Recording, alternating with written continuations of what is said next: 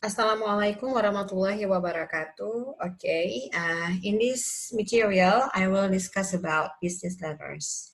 Jadi pada materi kali ini saya akan membahas tentang surat bisnis.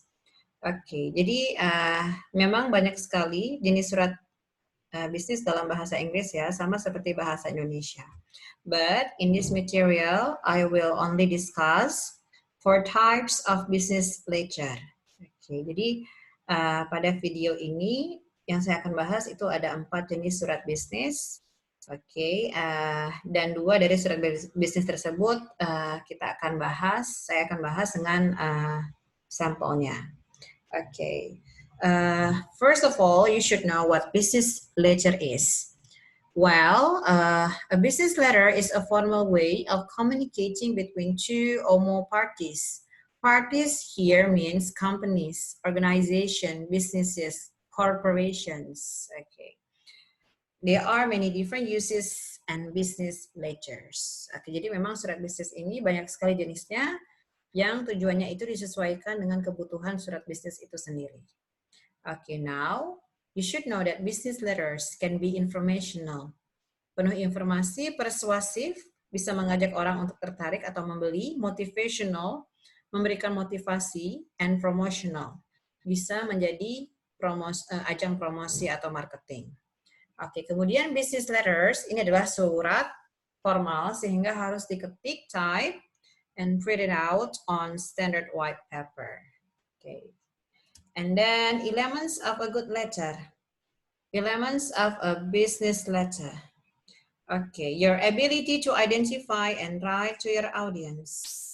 Jadi kita harus bisa menggunakan kemampuan untuk mengidentifikasi dan menulis kepada audiens yang kita tujukan. And then you make sure that you present your objective in a clear and concise manner. Jadi apa yang kita tulis itu harus singkat, padat, lugas, dan jelas. Straight into the point. Don't be around the bush. Jangan berputar-putar. Otherwise, readers will not be interested to your letter.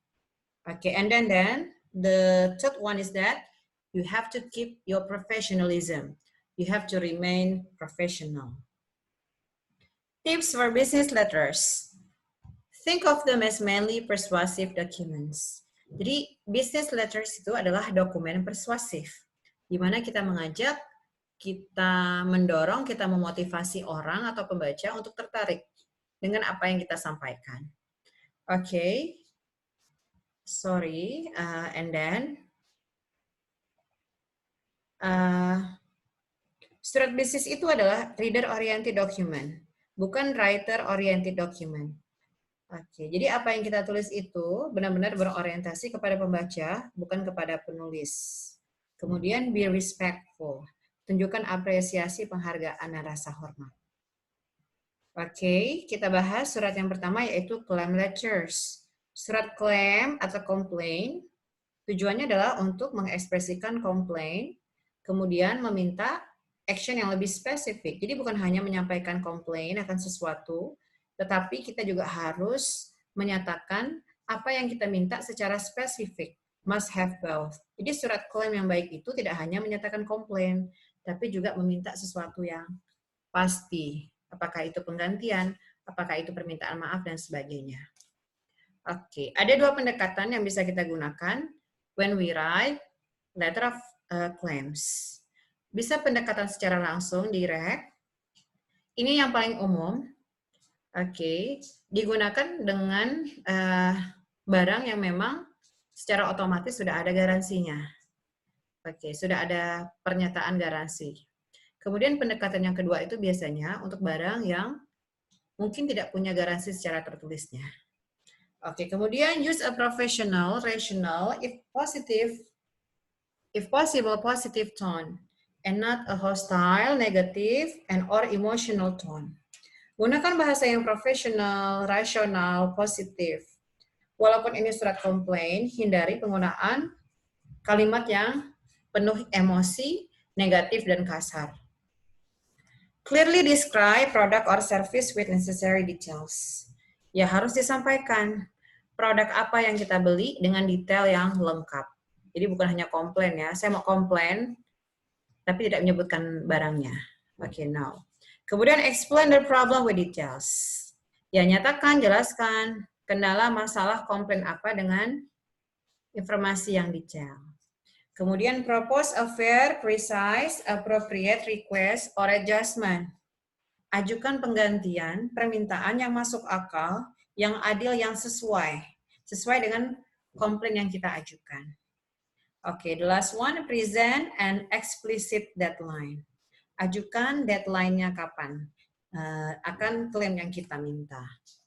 Oke, jadi di sini ada contohnya ya, sample of letter of claim atau complaint. Jadi di paragraf pertama ini tetap menjelaskan barang apa yang dibeli, terus komplainannya apa secara spesifik. Jadi saya menemukan 4 bagian yang hilang. Kemudian petunjuk pemasangan tenda tersebut tidak lengkap. Jadi komplainnya ada 2 di situ. Nah, kemudian di paragraf kedua, dia minta penggantian barang yang hilang dan kopi dari petunjuk perakitan tenda tersebut. Kemudian dia menyatakan deadline-nya kapan, dalam 10 hari kerja. Jika tidak, dia akan mengembalikan tenda tersebut dan meminta penggantian uang penuh. Jadi tadi sesuai dengan teorinya ya. Oke, kemudian yang kedua adalah inquiry letters. Inquiry itu adalah permintaan, jadi surat permintaan. Tentu saja surat yang ditulis untuk meminta informasi. Oke, poin-poin yang harus diperhatikan. State clearly what information you are requesting and why. Jadi nyatakan secara jelas informasi yang apa yang Anda minta dan mengapa. Write specific, concise, to the point questions that are both easy to understand and easy to answer.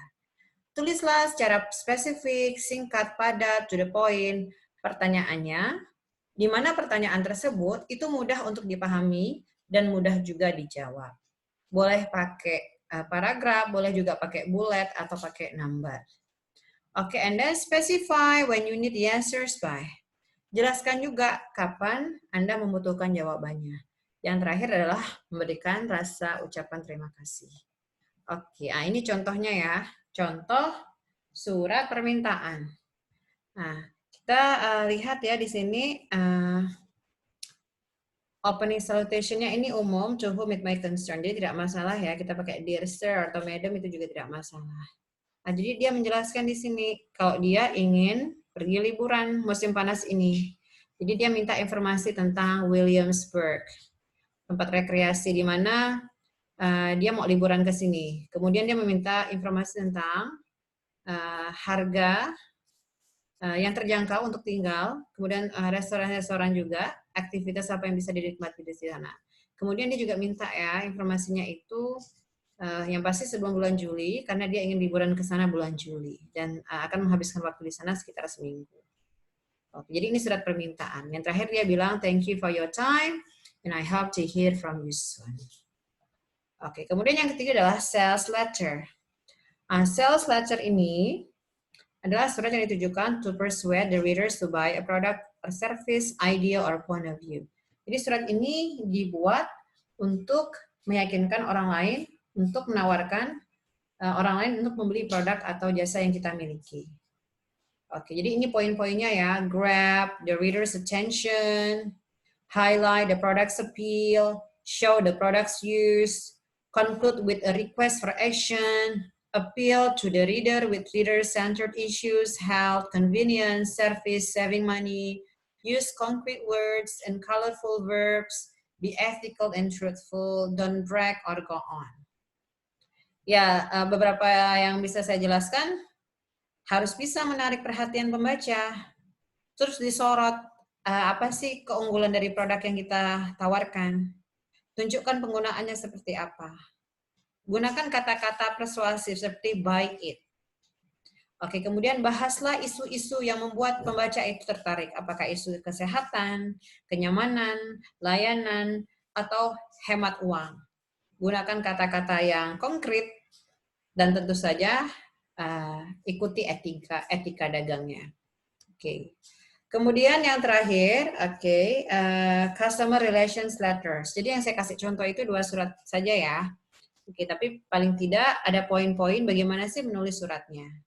Oke, customer relations letters. Tujuannya adalah to establish and maintain good relationship with the customers. Jadi ini juga sangat penting ya, bukan hanya meminta menawarkan produk, tapi bagaimana sih bisa menjalin hubungan yang baik dengan pembeli atau customer.